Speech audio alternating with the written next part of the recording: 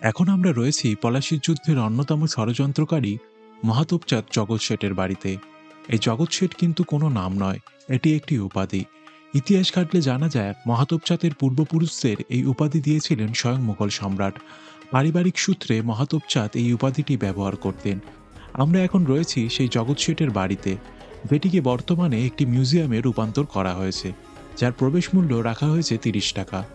আপনারা এই বাড়ির বাইরের অংশ এবং ভেতরের অংশ ভালো করে ঘুরে দেখতে পারেন। তবে বাড়ির ভেতরের অংশে কোনো রকমভাবেই ছবি তোলা নিষিদ্ধ। কে ছিলেন এই জগৎ শেঠ? বাংলার ইতিহাসে তার গুরুত্বই কতটা? পলাশির যুদ্ধে তার কী ভূমিকা ছিল?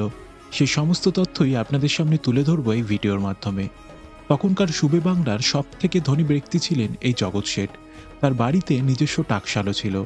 এমনকি প্রয়োজন পড়লে তিনি নবাব থেকে শুরু করে ইংরেজ ইস্ট ইন্ডিয়া কোম্পানিকে পর্যন্ত অর্থ ধার দিতেন।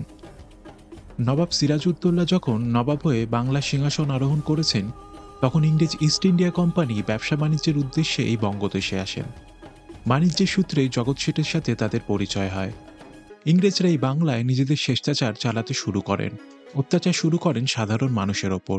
পরবর্তীকালে নবাবের কাছে এসব খবর পৌঁছলে নবাব সিদ্ধান্ত নেন যে ইংরেজদের বিরুদ্ধে তিনি কঠোর পদক্ষেপ নেবেন। পরবর্তীকালে এই জগৎ শেঠ ইংরেজদের হয়ে নবাবকে রিকোয়েস্ট করেন যে কোনোভাবে তিনি যাতে ইংরেজদের প্রতি কঠোর পদক্ষেপ না নেন, যাতে সহজ মনোভাব দেখান।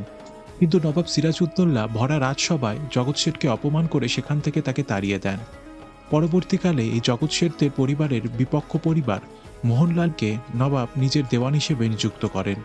এইসব কারণে জগৎ শেঠের মনে তীব্র ক্ষোভের সঞ্চার হয় এবং তিনি ঠিক করেন যে তিনি সিরাজকেই সিংহাসনচ্যুত করবেন। এরপর থেকেই তিনি শুরু করেন এক গভীর ষড়যন্ত্র। একে একে সেই ষড়যন্ত্রে তিনি সামিল করেন সিরাজউদ্দৌলার মাসি ঘসেটি বেগম ও রাজসভার এক অন্যতম সদস্য মির্জাফরকে। সবাইকে এক জায়গায় জড়ো করে জগৎ শেঠ শুরু করেন এক গভীর ষড়যন্ত্র।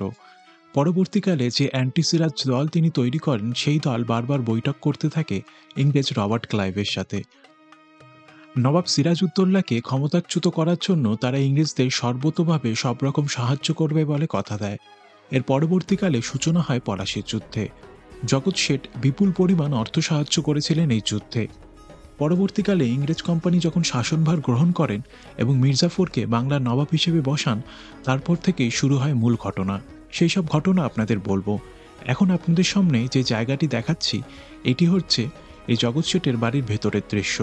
এই দেখুন, এইখানে বেশ কিছু পুরনো পোশাক আশাক রয়েছে, যেগুলো মূলত জগৎ শেঠের পরিবারের বলে দাবি করা হয়। আর দেয়ালে কিছু সৈন্যদের ছবি আপনারা দেখতে পাচ্ছেন, যারা ছিল তখনকার দিনে নবাব অথবা ইংরেজ ইস্ট ইন্ডিয়া কোম্পানির সৈন্য। বেশিরভাগ সৈন্যই ছিল কোম্পানির।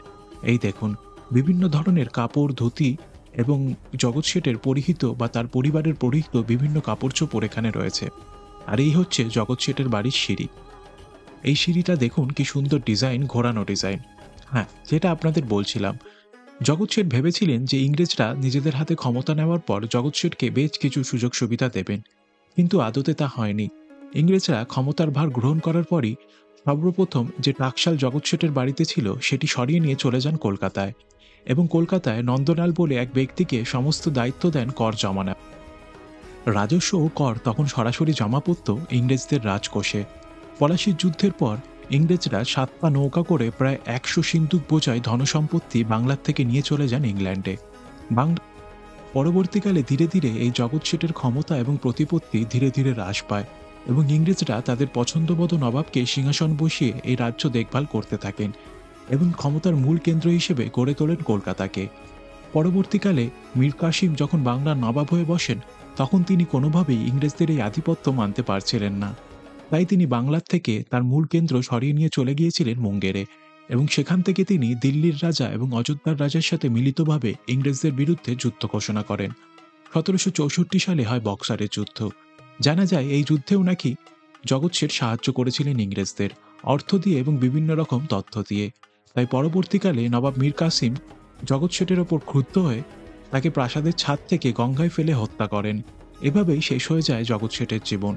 পরবর্তীকালে আরেকটি পর্ব অবশ্যই করব, যেখানে আপনাদের সামনে তুলে ধরব পলাশির যুদ্ধে অংশগ্রহণকারী চরিত্রদের শেষ পরিণতি। এই দেখুন, মিউজিয়ামের কিছু দৃশ্য আপনাদের সামনে তুলে ধরলাম এই ভিডিওর মাধ্যমে। সামনে যে দীর্ঘ ছোট্ট অংশটি আপনারা দেখছেন, ওটি আদতে একটি সুড়ঙ্গ। এই সুড়ঙ্গ জানা যায় গিয়েছে সোজা কাঠগোলা বাগানবাড়ি পর্যন্ত। এই সুড়ঙ্গের বেশ কিছুটা অংশ বর্তমানে মিউজিয়ামে রূপান্তরিত করা হয়েছে, আর আপনারা চাইলে সেটা ঘুরে দেখতে পারেন। জগৎ শেঠ নাকি এই সুড়ঙ্গ ব্যবহার করে যাতায়াত করতেন বিভিন্ন জায়গায়।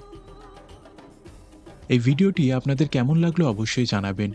ভিডিওটি ভালো লাগলে ভিডিওটিকে লাইক করতে ভুলবেন না, এবং আত্মীয় ও বন্ধুবান্ধবের মধ্যে শেয়ার করে তাদেরও দেখার সুযোগ করে দিন। আর চ্যানেলটিতে নতুন হলে চ্যানেলটি সাবস্ক্রাইব করতে পারেন। আর ফেসবুকে যদি আপনি এই ভিডিওটি দেখে থাকেন তাহলে এই পেজটিকে ফলো করে দিন। দেখা হচ্ছে পরবর্তী পর্বে।